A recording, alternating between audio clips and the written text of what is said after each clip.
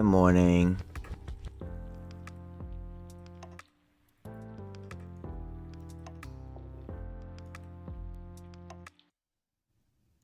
And success demands discipline.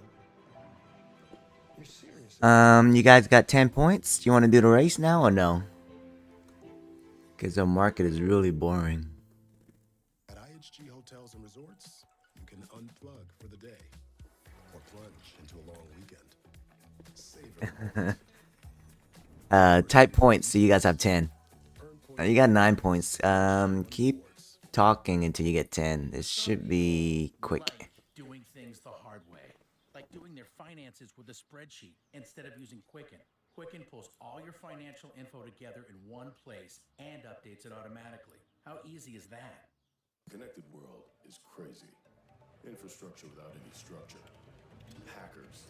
Vendors on vendors on vendors. Workers everywhere. Let me get this work done real quick and we'll start the race. Give me about 2 to 3 minutes, alright? Consolidating vendors. I gotta make a post or something. AI apps, all on an intelligent global network that fights the crazy. So you can stay calm.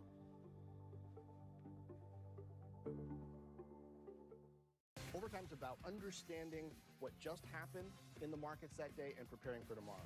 I'm looking to talk to sophisticated investors, beginning investors. I'm always learning. Closing Bell Overtime, weekdays 4 Eastern and streaming on CNBC+. And now the answer to today's Aflac trivia question. When was the first Thanksgiving parade broadcasted on TV? Answer, 1946. All right, welcome back, everybody. It is that time of the year again. The Butterball Turkey Talk Line is live to answer your holiday hosting questions, and joining us right now is Nicole Johnson. She is director of the Butterball Turkey Talk Line. Busy, busy, busy day of the year for you, Nicole. How are things shaping up so far? Hi, Becky. Good morning. Thanks for having us. We are expecting a lot of calls this year. You can reach us via email, chat, text, social media. The line is not quite open. We opened this morning at 7 a.m. Central, and we're taking all of your phone calls through 9 this evening. And of course, we're open on Thanksgiving Day, 6 a.m. to 6 p.m. Central. Some things can't wait until Thanksgiving morning. If there's a tip you'd tell everybody right now, what would it be? Make sure your turkey's defrosted, for starters? Yes, number one question over 44 years that the talk line has been open is, how do I thaw my turkey? If you haven't used the refrigeration method, have no fear. You can still use the cold water bath method. Leave the wrapper on, put it in the sink. It's a half hour per pound using that method. A half hour per pound. So if you start it now, I mean, what's the average bird size for Butterball? Well, I have 4 little butterballs at home myself, and we tend to purchase a turkey that's 1.5 to 2 pounds per person. We love the leftovers. You can hop on the butterball.com website. There's a lot of fun ways to incorporate the leftovers. Another common question we get is, how long can I keep the leftovers for? You can put your leftovers in a Ziploc bag or container in the refrigerator for up to 3 days. For longer storage, you can put your leftovers in the freezer for up to 3 months. 3 days. Okay, so you better eat all your leftovers quickly. What's the best way to prepare the turkey? And we've talked in years past about not stuffing the stuffing into the cavity. That can lead to, I guess, salmonella poisoning at some point. I'm guessing you're going to tell people no stuffing the turkey. But I see you've got butter and a lot of other stuff in front of you. What would you do to baste that bird? Well, let me address, Becky, if I can, the stuffing suggesting first. When we're asked if you can stuff your turkey, it's really a personal preference. My mom, our family tradition was always to stuff the turkey. Absolutely safe and acceptable to do that. From a food safety perspective, you do want to make sure that you do not stuff the turkey the night before. All of your wet and dry ingredients would be combined the day of, and you stuff that turkey right before you put it in the oven. I've had Butterball turkey experts tell us in the past, and this is going back a lot of years, that you don't want to pack it in really tight. If you do stuff it inside, you got to make sure that it's not too tightly packed, or it may not cook through. Yes, that is a good recommendation. It's usually 3/4 cup, maybe even 1 cup of turkey per pound of turkey. I've been on the talk line for over 20 years, and I do get that phone call quite often, to stuff or not to stuff. But really the key, Becky, regardless if you stuff your turkey or not, you do want to make sure your turkey is done with your best friend on Thanksgiving Day, and that's your meat thermometer. It's going to register 170 in the breast and thigh for best eating quality. And if you stuff your turkey, in the center of the stuffing, that thermometer goes, and it's going to register 165 for best eating quality. Nicole, we have had a lot of talk about inflation and prices. Food prices obviously have gone higher, but I think turkey prices have come down. Is that the case? Well, I'm probably not the best person to talk to about pricing. What I can tell you is turkey is certainly one of the most economical part of your Thanksgiving meals. Of course, we always suggest 1.5 pounds to 2 pounds per turkey for those great leftover recipes. You wearing butterball pants today? I hear there are new pants that are out that are supposed to be designed for all points of making the bird. I am not wearing them today. I wish I was. We wore them the first couple of weeks of Thanksgiving. I work tomorrow, as you can imagine, but when I go home and celebrate with my own 4 little butterballs, I will be wearing those Hadley and Bennett Thanksgiving hosting pants. They were a lot of fun this year. Really hoping. They've got a pocket for the meat thermometer, the phone pocket emblazoned with the Butterball hotline number, a towel loop, extra utensil loops. I think the most important thing it should have is a stretchy waistband for after you eat that meal. They were very comfortable. Really, we're hoping just to give hosts a leg up this year, because Thanksgiving hosting can be really stressful. So those hosting pants, we're hoping, gave our cooks some confidence. Okay. Nicole, thank you. I know you guys have a busy couple of days ahead of you. Good luck. Happy Thanksgiving. Thank you, Becky. Happy Thanksgiving. Andrew? Thanks, Becky. Coming up, we are watching shares of NVIDIA and also Alphabet. NVIDIA said yesterday that it is a generation ahead of the rest of the industry. That comes amid reports that some AI power players are considering Google's AI chips over NVIDIA's. We're going to discuss that. In the 8 o'clock hour, we're going to talk to former Intel chief Pat Gelsinger about the AI chip wars, sky-high valuations, and so much more. Don't go anywhere on this pre-Thanksgiving Squawk Box. We're coming right back. This is Mia. She wanted to take her brand nationwide. And with U.S. Bank Business Essentials, a combination of checking and card payment processing, we helped her make a splash. That's the power of Mia, and this is the power of us. I'm Tony Steen, digital strategist at AmericanEagle.com.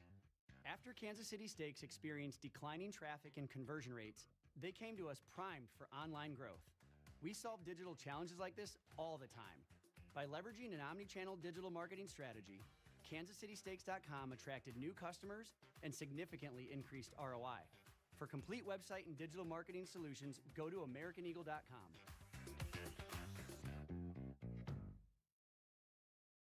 Agnico Eagle, second largest gold producer in the world, delivering scale, consistency, and superior leverage to gold. That's Agnico Eagle.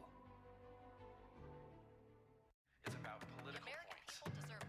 It's terrible. Politics seeps into everything. What do you mean? Talk about climate change or the economy or, of course, elections. You can't find out what we should really expect to happen. But of course you can. Go to IBKR's Forecast Trader.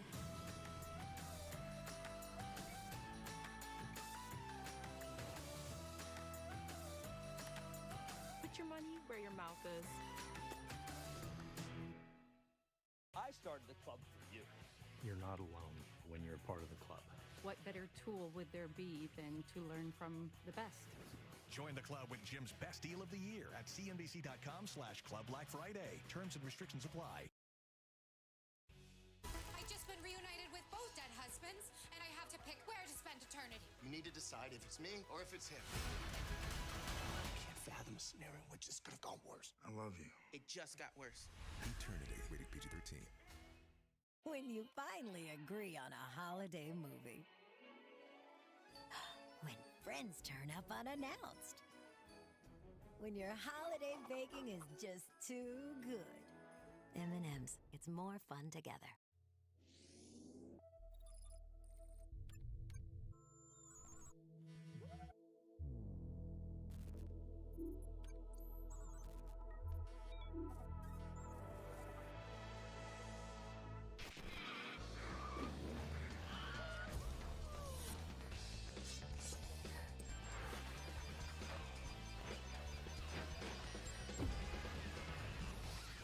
All right, I'm back. Let me get the raffle started. We are monitoring a massive fire that is It's a cheap new firm you guys want to try. It's $40 with free activation for Black Friday. What is it? YRM props? Pretty good. For my guys got a payout. I'm gonna buy 2 just to try it out. Is at the Wang Fu Court in the northern district of Taipo. It's a housing complex made up of 8 blocks, providing close to 2,000 residential units. Hong Kong has been under a red fire danger warning since Monday, which means Yeah, I'm about to set it up. I gotta wake up my wife, so give me a second. what started this fire, but Reuters is citing local media reports as saying that several of those buildings had been surrounded by bamboo scaffolding and that they had been under renovation. Again, we're going to keep watching this. This is a complex that's been occupied since Hey, wake up. 1983. We'll continue to monitor the situation. Oh, you sound sick. And wake you up at 7? Andrew? Oh, you sound really sick. Bye. When we come back, we're going to talk to the founder and CEO of Zipline, a company helping pioneer delivery of medicine in Africa using drones. We'll tell you about what's going on with the latest Squawk Box. Coming right back.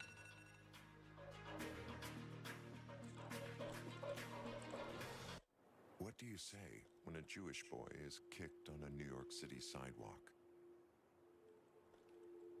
What do you say when a Holocaust survivor is firebombed on the streets of Colorado? What do you say when 1 in 3 Jewish Americans were victims of hate last year? When there are no words, there's still a symbol to show you care. Share the blue square and stand up to Jewish hate. When I started Walton Goggins Goggle Glasses, I had no idea what I was doing. But GoDaddy Aero does, using AI to build a logo, website, and social content. So I can let the world know if your goggles ain't Goggins, they don't belong on your noggins. At public, What is 50K Lucid? Let me find it. 50K. hard for me, and I know I can access it anytime 50K Lucid Test giveaway. It's started, so get your raffle tickets. Yeah, the YRM CEO. Yeah, I talked to him. He's pretty chill. Can it keep me warm when I'm cold? So you have any issue with them, let me know. I'll message them. They will pay you, so don't worry. Can I make my side softer? I make my side firmer. Sleep Number does that. Your ideal firmness and effortless comfort all night. Can I help us sleep better and better? Please. Sleep Number does that. You'll love this for you. It's our Black Friday sale. Recharge with cooling comfort that adjusts to you. Save 50% on the limited edition smart bed, only at Sleep Number. Take your business from launch to legendary with Shopify. Sell more with the world's best converting checkout and turn analytics into opportunities so you can scale further, faster. Take your business to a whole new level. Switch to Shopify. Start your free trial today. What if you could be part of a breakthrough?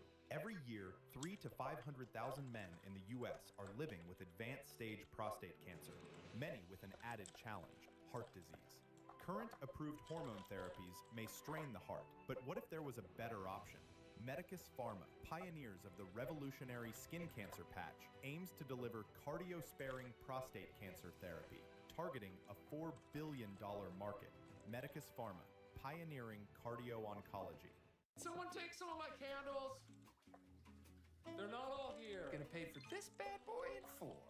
Now get 20% cash back when you pay in 4. No fees, no interest. I'm still in here! Save the offer in the app now. PayPal.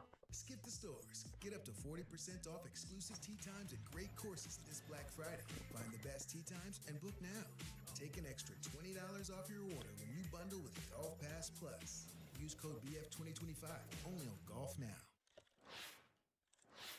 Welcome back to Squawk Box. The State Department giving drone delivery services Zipline $150 million to expand deliveries of medicine and medical supplies in Africa. It's a big deal.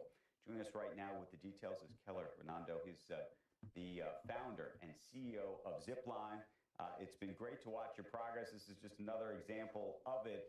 Keller, just tell us what this means for what you're able to do in Africa, and then I want to start talk maybe even more broadly about what's going on in the drone world. Yeah, get 10 points. You got 6, so 4 more points should be easy. This $150 million contract with the State Department, it'll come with $400 million of co-financing commitment from the African governments that Zipline partners with. Today we operate the largest commercial autonomous system on Earth. It's drone delivery across a wide variety of use cases.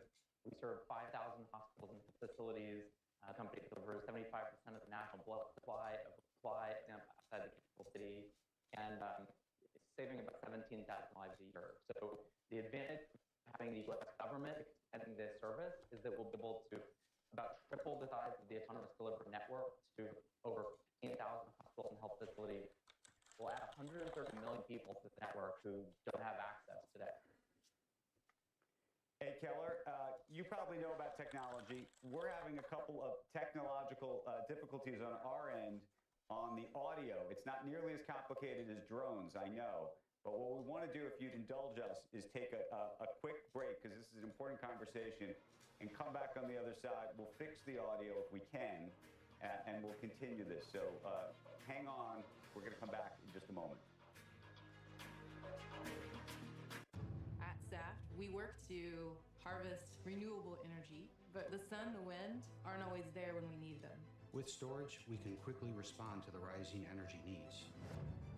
We're building energy storage systems that balance the grid and keep power flowing. As more industries electrify, energy needs are surging again. The story of energy has always been the story of progress, and this is the next chapter. This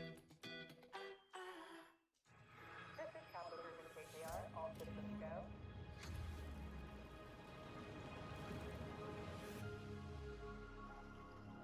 Capital Group and KKR are expanding access to a world of investing once reserved for a select few. By bringing public and private markets together, we're transforming what's possible for you and your clients. Explore our world of public-private plus funds. Take the first step. Agnico Eagle, second largest gold producer in the world, delivering scale, consistency, and superior leverage to gold. That's Agnico Eagle. From our orchards in Oregon to your holiday table, Harry and David delivers a legacy of gourmet excellence. Our prepared meals, fine wines, charcuterie, all crafted to elevate any celebration. Make it a hand-picked holiday with Harry and David. For generations, U.S. farmland has delivered stable, double-digit annual returns. It's historically uncorrelated with stocks and bonds and has outperformed inflation by over 6%. Protect and grow your wealth with Farmland LP. Broken! Ever since I started wearing hands-free glide step Skechers Sleepings, my other shoes are useless. With Skechers Sleepings, I just step in and they're on. Try Skechers Sleepings. You died, I died. I just been reunited with both of my dead husbands, and we have to pick where to spend eternity. You going with me or him? It's not a competition. Yes, it is. It's for sure a competition. It is, in fact, a competition. That's literally what we're here for. Rated PG-13. This is Judy and Pedro. They just bought their first home and are learning a lot. Thanks to Google, Pedro knows more than he wanted to about gravel. And Judy wouldn't call herself a plumber, but she dabbles. Wait, how do these things work together? Honey, I did it! So far, if they've learned one thing about home ownership, is that there's a lot to learn. Good thing you can just ask Google. The Burger King Double Cheeseburger. A quarter pound of beef patties flame grilled with 2 slices of melty cheese. It's love at first bite. We're not sure who invented the double cheeseburger, but it sure tastes like we did. You rule. Welcome back to Squawk Box. I want to get back to our discussion about drone delivery with Keller Ronaldo Clifton. He is the founder and CEO of Zipline. We were so sadly interrupted by technological problems, but you're in the technology business. You know about this, Keller. Help us understand. I think we're good. You were talking about the advance here of what's possible with this money. I think one of the big questions that people have is this is really one of the first grants being made in a post-Doge world by Marco Rubio's State Department. How did this all happen? Yeah, I mean, look, I think that this is a big transition both for the administration and for the United States. We've been spending about $40 billion a year in foreign aid over the last 30 or 40 years straight. And the reality is that when you listen to countries and the US's allies, especially in the developing economies, they've been saying for a decade that they want trade, not aid. They don't want cost plus government contractors providing services for free. They don't want to be treated as charity cases. Instead, they want technology, entrepreneurship, high-paying jobs. They want to turbocharge their economies and leapfrog into the future. And so I think this is a big transition toward commercial diplomacy where the U.S. can be deploying AI and robotics infrastructure into these countries. That's really good for the countries because it's going to save lives and save money. But it's also good for the U.S. because we're going to secure U.S. technology and manufacturing leadership for the decade to come. And I was going to ask sort of how much of this is still a laboratory for you in terms of building this out and scaling this here in the United States and elsewhere around the world? It's funny, people always, when Zipline launched in Africa, people always said, okay, it's like a laboratory to make this work in the US. I think that's maybe not fair to all of these, different government partners that have honestly scaled autonomous delivery massively to a degree that I think people don't even realize. I mean, today Zipline serves 5,000 hospitals and health facilities globally. It saves about 17,000 lives a year, predominantly moms and kids. And it's become the largest commercial autonomous system on Earth with over 125 million commercial autonomous miles. That said, to your point, the service is also growing in the US really fast. I mean, the US has sort of been, playing fast follower here.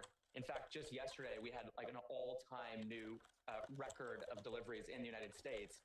We did more commercial deliveries in the US yesterday on a Tuesday than we did across all the other countries we operate in the world combined. So the US is growing really fast.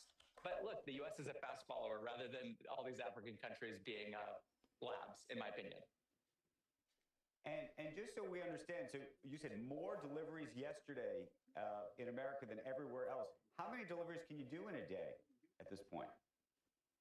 We're now in the high thousands of deliveries, and the crazy thing is we've been observing per day, and we've been observing. So Zipline, flies.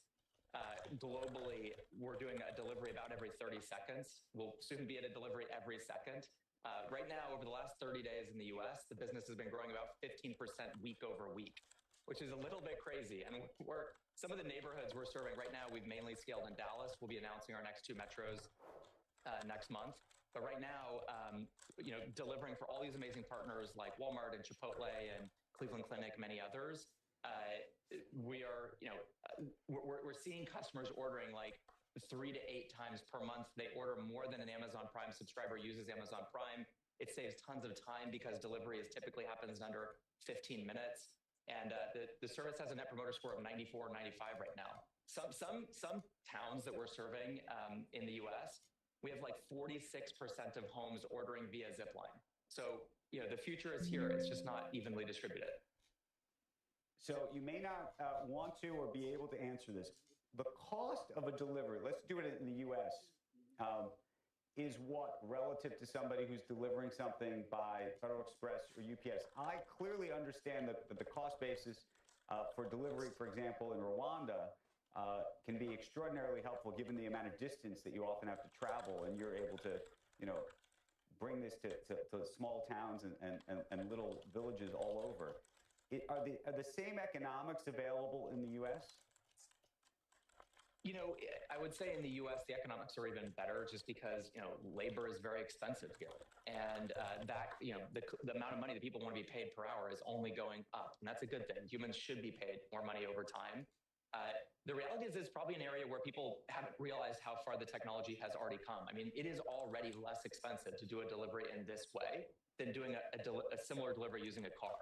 We're not usually comparing ourselves to UPS and FedEx. Those are very slow deliveries. We're usually comparing ourselves to more of the instant delivery industry. But there are going to be 5.5 billion instant deliveries in the United States this year alone. And we're using a 4,000-pound gas combustion vehicle driven by a human to deliver something, food or prescription or whatever, that weighs less than 5 pounds on average. So it's actually a bizarre way of solving the problem. We think it's inevitable that there's going to be a big transformation toward automated logistics. And that's what I was going to ask next. Is you mentioned 5 pounds. What is the weight limit at this point in terms of the scale of a delivery? It varies. Today we're across most of our sites delivering up to 5.5 pounds. The system is designed to deliver up to 8 pounds. We'll be there soon. And in the long run, we think 10, 15 pounds, that enables you to capture something like 98 or 99% of the instant delivery market in the US. So we're not going to be delivering flat screen TVs in this way anytime soon, but the vast majority of stuff that's going via car can go via this new modality. And before we go, then you got me thinking about the DoorDashes of the world, the Uber. We'll start in 5 minutes, okay? Things like that. Do they ultimately plug into your system in the way that they want to plug into autonomous vehicles? Do you end up usurping them, and restaurants and other delivery companies will just plug into you directly? How do you see that? I'm not really an expert with regard to what any of the other big platforms are going to do. Right now, this is all happening through the Zipline app, which is sort of remarkable. I mean, people are able to open up this app, shop with tons of different amazing brands. They can order whatever they want and then have it delivered to their home 10 to 15 minutes later, from like when you click to when the thing is delivered. And usually delivery is only taking 2 to 4 minutes. So especially for food, or even for a prescription or some kind of medicine that you need quickly, it's just game changing. Like, food tastes better. You can get things delivered really, really quickly, even when you don't want to leave the house. I would say, what we are observing, if you just extend the customer demand that we're observing across Dallas-Fort Worth today to the rest of the US, there would actually be 50 billion instant deliveries in the US, not 5. So I think the big realization is, if you actually make instant delivery affordable and reliable and safe, people are going to consume a lot more of it. They actually change their behaviors and order every day. And so I think that's awesome, because it's going to save people time. It's going to save people money. It's going to make neighborhoods quieter, less traffic, less air pollution. We already see that in the communities we're serving today. Keller, want to thank you for joining us this morning. I want to congratulate you. It's a fascinating deal with the State Department. Wish you luck there, here, and everywhere else. And I'll be looking for you in the sky, it sounds like. So talk to you soon. Happy Thanksgiving. Thanks, Andrew. Happy Thanksgiving. Yeah, look out. Changes to U.S. tax laws could lead to a surge in charitable giving this year. Robert Frank joins us with the latest installment of Inside Wealth. And Robert, this is the time of year when people start thinking about this. All about giving, and for many people, it's all about giving and taxes. So last year, Americans gave $390 billion to charity last year. That was a record. This year will likely be even higher, thanks in part to a tax change. The big, beautiful bill included 2 provisions that reduce the tax benefits for wealthy donors. Those who itemize can only claim deductions above 0.5% of their AGI. So if you make $300,000, you can't deduct the first $1,500 you give to charity. The law also caps the benefits for those in the top bracket at 35% rather than the current 37%. So if you donate $1,000, you only get a deduction of $350 instead of the current $370. Now, that may not sound like much, but for donors giving away millions or even billions, those 2 changes are going to be meaningful. That's why the provisions don't take effect until next year, and it is why tax lawyers are advising clients to pull next year's giving into this year. That's known as bunching. That could lead to a big surge in giving this year and a big drop in 2026. Now, for more on how the wealthy are giving and navigating this year's tax season, check out the Inside Wealth newsletter out tomorrow morning at cnbc.com/insidewealth. That's cnbc.com/insidewealth. Robert, I mean, the idea of more getting pulled into this year, great news for this year, but as you point out, it could signal a big drop for 2026. Do you know how charitable organizations are kind of gearing up for that, preparing for that, or any of them thinking we're not going to spend everything we get this year because we want to make sure we can continue our programs into the next year if it turns out to have a big impact? I think that no one knows what the impact will be. There is what I call a giving cliff, where you could have a big gain this year and a drop next year. What's offsetting that in part, and what the big unknown is, at the same time that the wealthy, their benefits will be reduced next year, you've got this other provision that allows a $2,000 or $1,000 per person, $2,000 per couple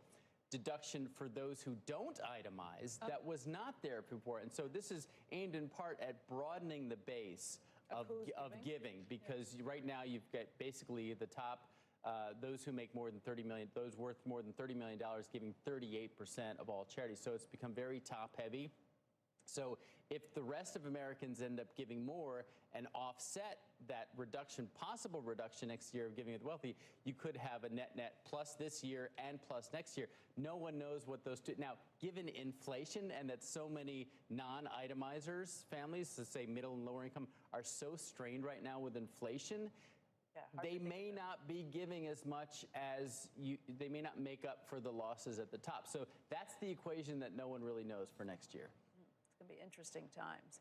Robert, thank you. Thank you, Becky. Have a great day tomorrow, and I will see you here Friday when you're going to be joining us. Looking and forward hosting to on it. Squawk. It's going to be great. Okay, Thank we'll see you later. When we come back, the National Retail Federation expects holiday spending to top $1 trillion for the first time ever this year. All right. 2 more minutes. I'm gonna stop, and we're gonna start the race. Okay. With insights on the consumer. Squawk Box will be right back. Let's say 50K Lucid, and tomorrow we're doing 100K, and then 50K Fundednext. Sponsored by Corient, wealth management centered around you.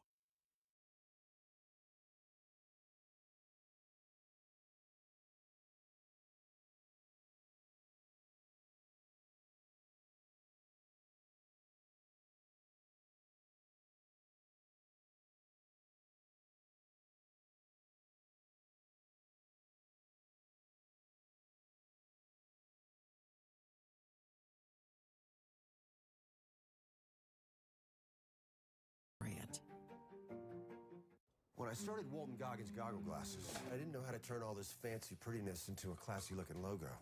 But GoDaddy Aero does, with its magical AI powers. It not only creates it, it slaps that sweet thing everywhere. Some people like doing things the hard way, like doing their finances with a spreadsheet instead of using Quicken. Quicken pulls all your financial info together in one place and updates it automatically. How easy is that? At Public.com, you can earn a 1% match when you transfer your investments. That's 1% on brokerage accounts, IRAs, and 401k rollovers. Earn an uncapped 1% transfer match. Investing for those who take it seriously. Public.com.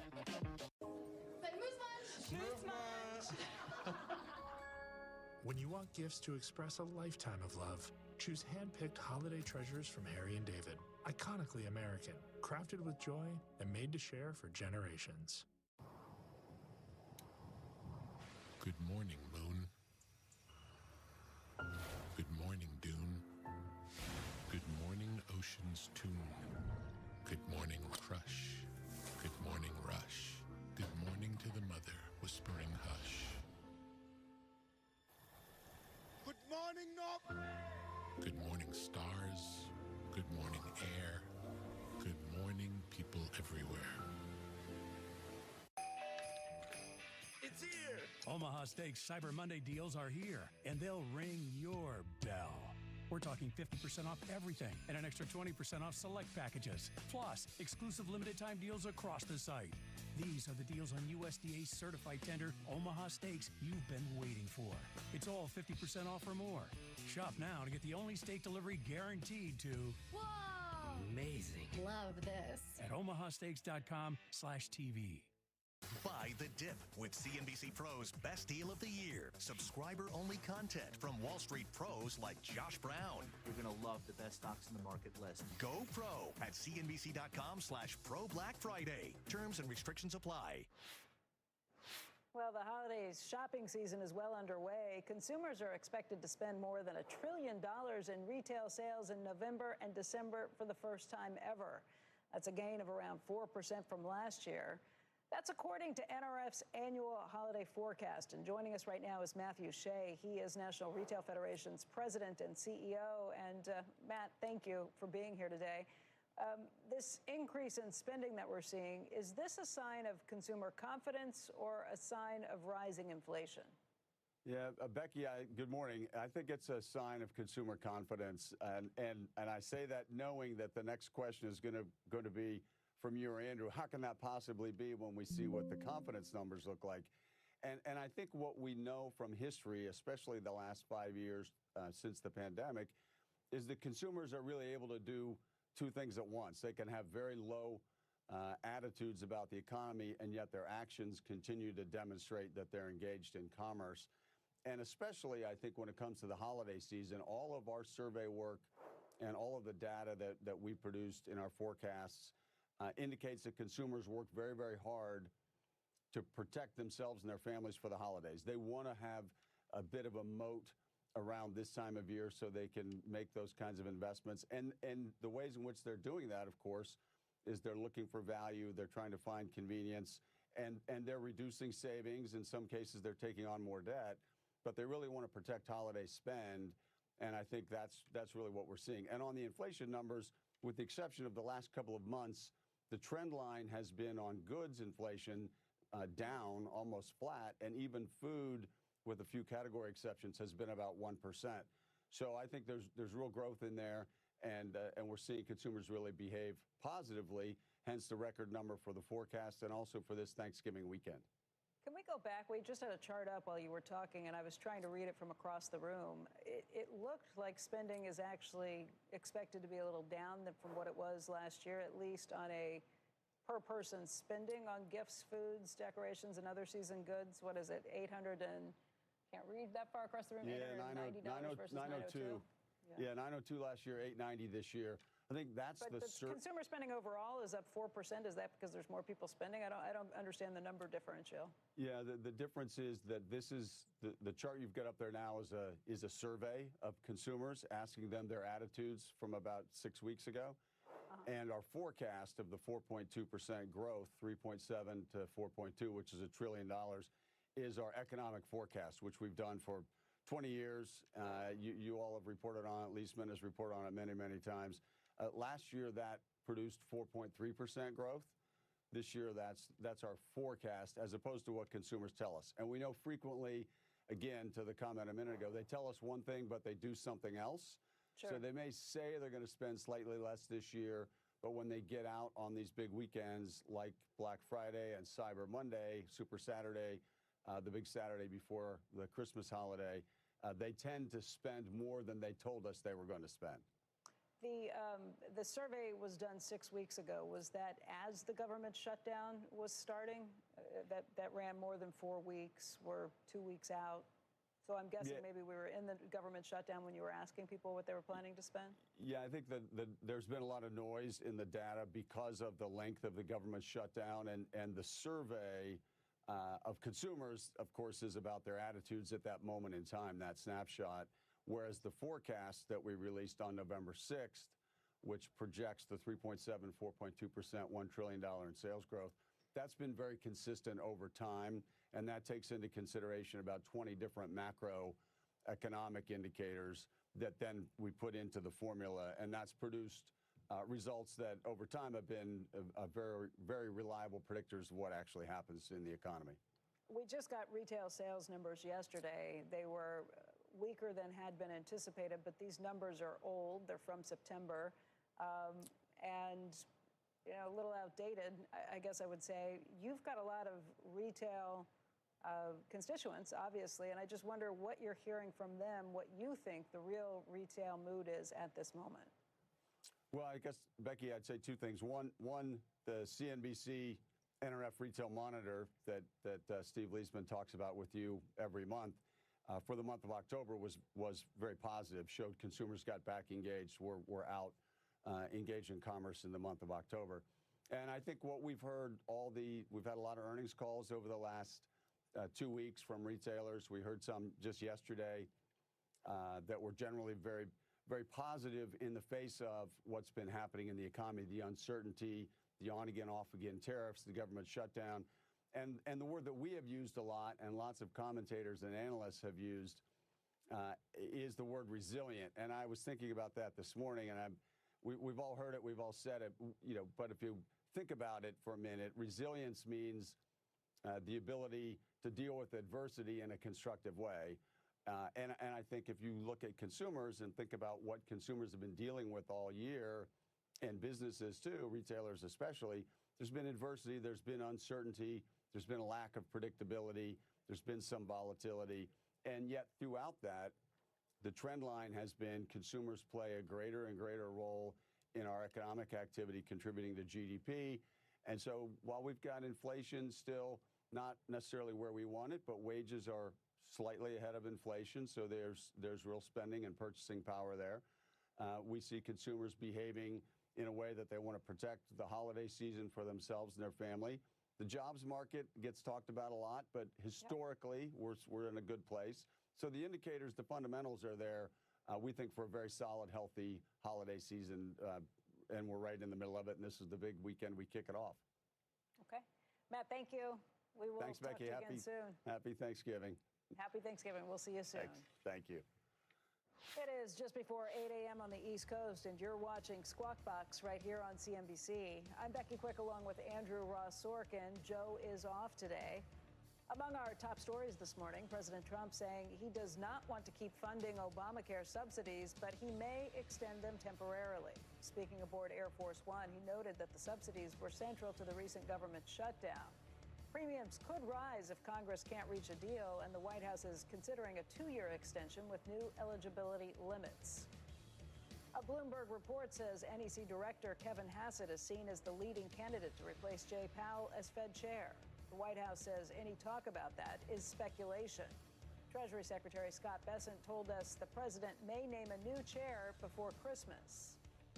And Dell shares are up after a strong fourth quarter forecast with revenue and earnings topping estimates. The company also boosted its outlook for AI server shipments and raised full-year guidance for revenue. In the meantime, HP shares are down despite beating fourth quarter estimates after the company issued weak earnings guidance for early 2026 and announced plans to cut up to 10% of its workforce. You can see HP shares are down by about 3.75%.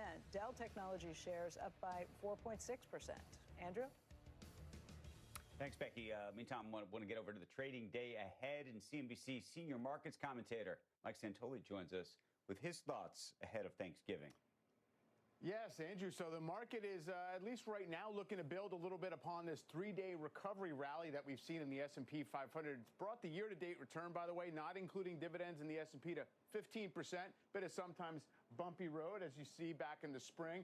We've flattened out recently, and I think that was sort of a reset of sentiment expectations, valuation. You got a 5% pullback, the first one in 6 or 7 months. So we've sort of reinforced this idea that for the moment, we're in this trading range. We've hit that floor a few times. It is held. Yesterday also saw some of the kind of rotational rhythms get restored. You had a down day in NVIDIA in the morning. The whole tape managed to sort of rally around that, non-tech sectors and all the rest of it. So we still have some hurdles to cross. We're right around the levels that we were at Thursday morning of last week before that really dramatic downside reversal. So still, it didn't feel very smart to chase the S&P above 6,700 the last time. We'll see what we get with some favorable seasonals here. Crude oil, as well as the 2-year Treasury note yield, in a pretty solid 2-year downtrend. Obviously not saying very much about, the pace of underlying growth, but it does show you that the Fed is on a net basis looking pretty friendly if you're looking out into next year. And of course, oil has not been an impediment to growth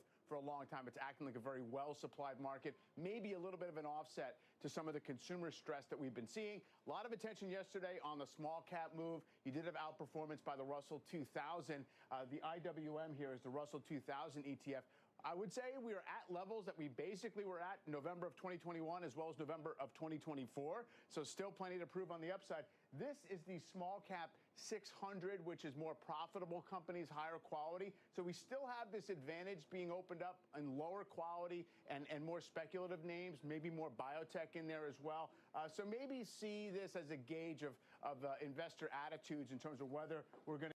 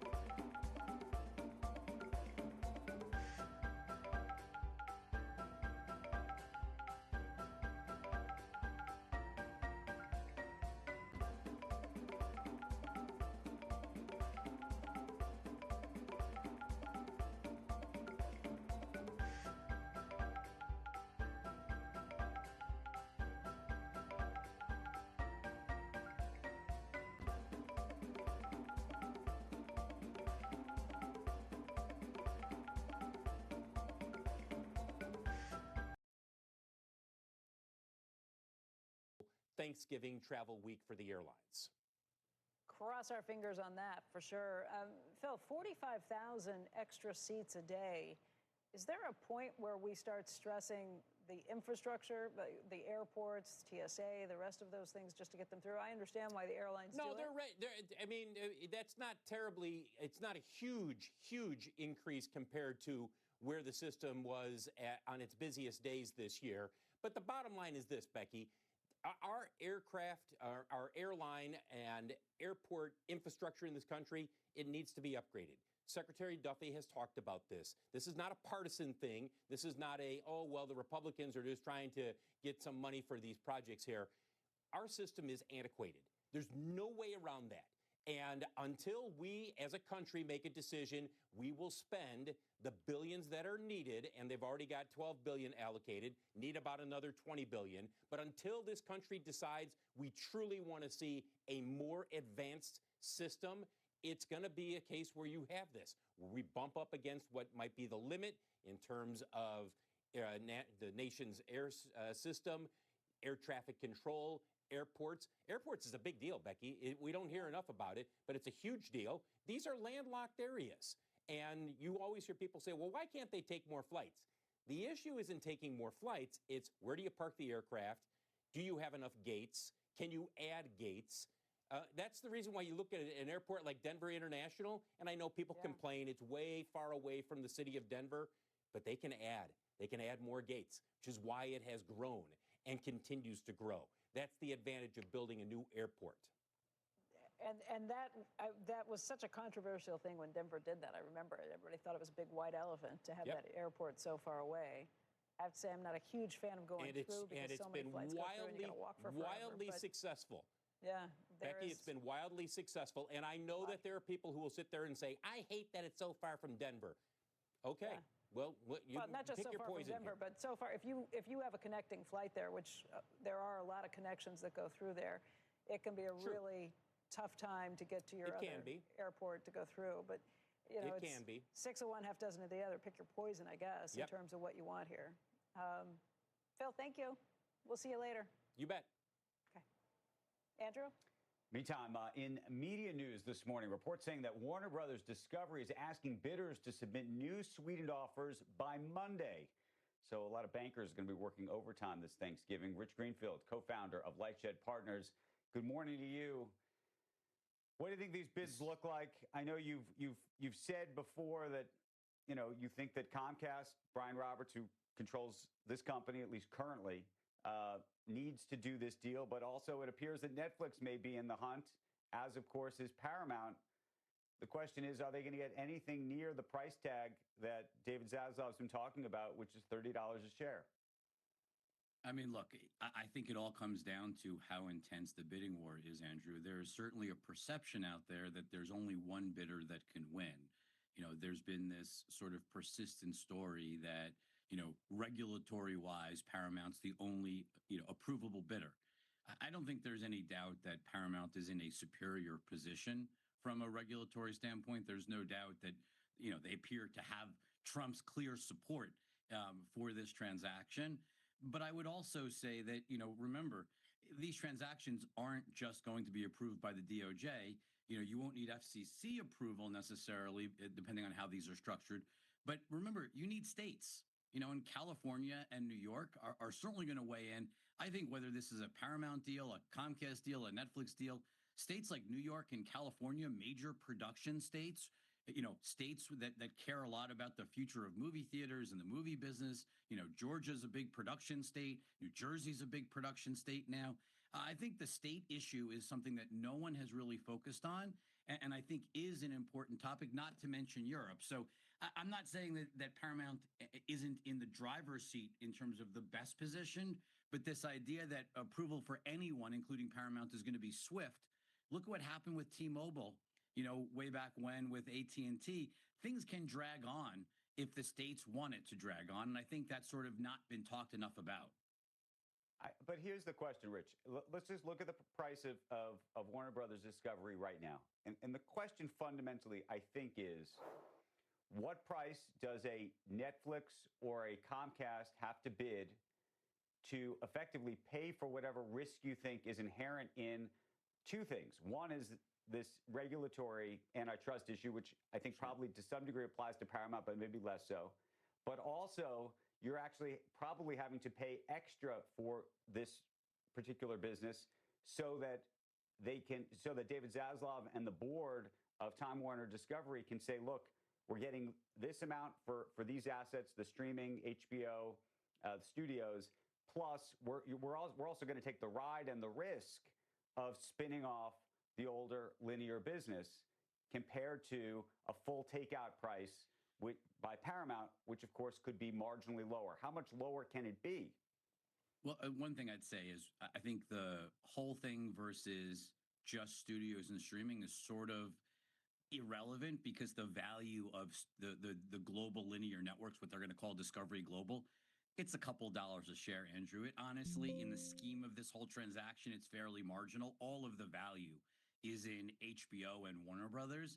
And in that case, I think you have three real bidders. And it does feel like these bidders are more real. I think it's existential for Comcast. I think Netflix is certainly, I'm surprised Netflix is in the hunt. But I will say that, one of the things that I think no one's really talking about, you hear, from an antitrust standpoint, Netflix would be, they're the dominant player in streaming. There's no way they could do this. But if you really stack it up, first of all, YouTube is bigger than everybody in terms of TV time spent. The craziest thing is if you put Paramount and Warner, because you're buying all of those linear networks, they're the only ones buying those linear networks. Paramount plus Warner Brothers in totality would actually be, 14+% of the entire TV marketplace. They'd be bigger than YouTube. They'd be bigger than Disney. So they'd be the absolute largest of any of the proposed combinations in terms of TV time spent. Netflix and HBO would be the smallest. Then, obviously just above that would be Netflix plus Comcast. Rich, but I'm getting told we got to go, but I have to ask this question because it's the thing I can't figure out. You have argued quite publicly that if you were the Ellisons, you actually wouldn't necessarily buy this business. You would just spend a ton to create your own library and create even more content. And my question is, if that is the argument, you think that's a valid argument, then I would imagine that you would be telling the same thing to Comcast and the same thing to Netflix. I think on Netflix, I 100% agree. I don't know why Netflix needs this. I really don't. I do sense that there is desire to have it. For Comcast, I think, look, Peacock is subscale. They haven't been able to get, general entertainment content to work on streaming. I think there's a real logic strategically, especially with theme parks. Comcast has real strategic and existential reasons for wanting to do this. For Paramount, I continue to believe, Andrew, Paramount, if they want to win long term, they can win with or without buying WBD. But all three of these companies want it, I think, because it's for sale and it has a unique library and they hope they can do a lot with that library. But I am certainly surprised how aggressive everyone appears to be. And I continue to believe, Andrew, just to put a point on it, that this thing's going to trade at $30 or more. Rich, want to wish you a happy Thanksgiving and want to wish a happy Thanksgiving to all of the bankers and lawyers that are going to work over the weekend to put their next bid in. So thank you. When we come back, a lot more on Squawk. We're going to talk to happiness expert Arthur Brooks. He's going to join us on how to handle what could be a conflicting Thanksgiving dinner table. We know about that conflicting table. And then later, former Intel CEO Pat Gelsinger is going to weigh in on AI chip competition. Don't go anywhere. Squawk Box returns after this. Goldman Sachs Active ETF GPIX consistently seeks to deliver monthly income without sacrificing capital growth. Active ETFs from Goldman Sachs. Not just active, relentless. Who done it? We're looking for a house closer to everything, but we don't know where to start. Find it with Realtor.com. With Real Commute, it's easy to find a home closer to what's ever close to your heart. Do y'all recycle? Realtor.com. Why choose a Sleep Number smart bed? Can it keep me warm when I'm cold? Wait, no, I'm always hot. Sleep Number does that. Can I make my side softer? Can I make my side firmer? Sleep Number does that. Your ideal firmness and effortless comfort all night. Can it help us sleep better and better? Please. Sleep Number does that. You'll love this for you. It's our Black Friday sale. Recharge with cooling comfort that adjusts to you. Save 50% on the limited edition smart bed, only at Sleep Number. Rather than get rich quick, I believe in get rich slow. The high yield cash account at Public actually had higher rates than anything else I was able to find online. I don't want to be losing sleep over having made risky investments. I needed something stable that could really give me long-term financial benefits. I know my money's working hard for me, and I know I can access it anytime I need it.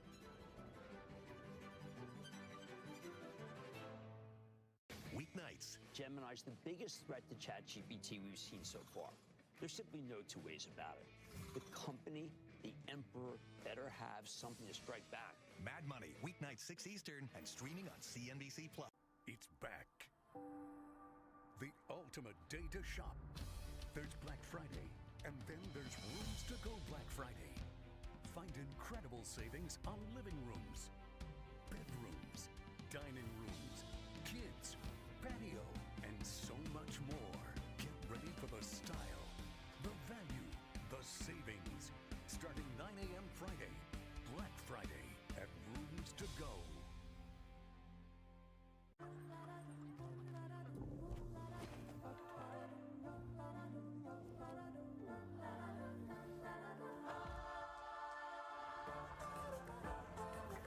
Available at Macy's, the fragrance destination. The Burger King Double Cheeseburger. A quarter-pound of beef patties, flame-grilled with 2 slices of melty cheese. It's love at first bite. We're not sure who invented the double cheeseburger, but it sure tastes like we did. You rule. Welcome back to Squawk. Our next guest is going to help us navigate holiday anxiety and lagging consumer confidence, affordability concerns, and most importantly, maybe some divisive political topics. Harvard professor Arthur Brooks. He hosts the podcast Office Hours with Arthur Brooks. He's, of course, the best-selling author of The Happiness Files and is a contributor for The Atlantic. Good morning to you. We always talk about getting around the Thanksgiving Day table and trying to have civil discourse, Arthur. I just want the tips and tricks for the civil discourse when you have some folks that you may not always agree with. Yeah, no, Andrew, it looks like you're on the road someplace. Are you visiting family? Is that what, does this spark your interest in what's going to happen tomorrow to you? I'm always trying to figure out how to have that. I need to have the civil discourse in the morning. You know, we do it over breakfast. It's called Squawk Box. Yeah, no, I hear you. And the truth of the matter is there's a lot written about this. There's a lot of research on this. Behavioral scientists have talked about not how to disagree less, but actually how to disagree better. And a couple of things to keep in mind for a lot of people who are going to their extended family, for example, there's Aunt Marge is going to be there. You don't see her but once a year, and she's going to insist on talking about the federal government or something. And there's a couple of 2 don'ts that are actually just as important as the 2 do's, a couple of things to think about.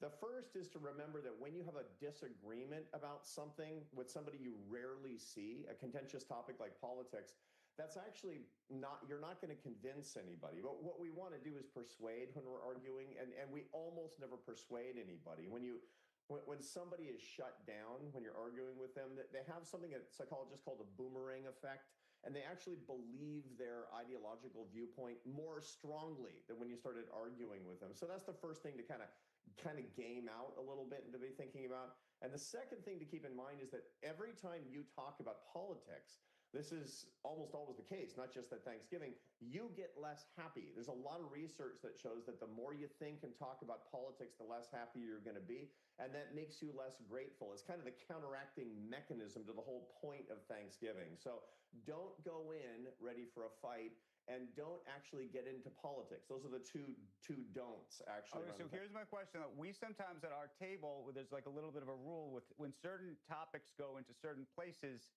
sometimes someone will say, we're not talking about that. That's off limits. We got to just ixnay that from the whole discussion agenda.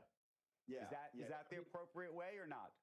Well, you can make it explicit if you want, but what I recommend to people who are sort of the odd man out, I'm kind of the odd man out in many ways in my family discussions. I mean, all my kids are ideologically different than me and their spouses, as a matter of fact. My extended family, they're more conservative than I am.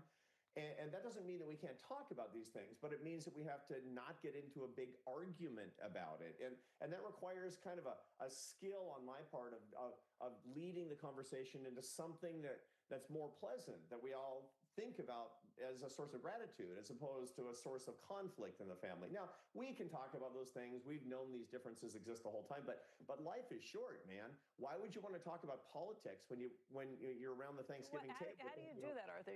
Do you steer it back to, oh, did you see the art project that my grandchild brought home last week? I mean, is it more subtle than that? Yeah, well, one of the things to actually be thinking about is to introduce a topic of your own gratitude, which is really important. And say, I got something I got to say that I'm really, really grateful for. And it'll be a memory. It'll be a shared idea that you all have together. And especially when you're talking with extended family, when you have memories of something, when you reconstruct a memory of something that you all share, that's something that people are really quite interested in, as a matter of fact. So shared values are a lot better than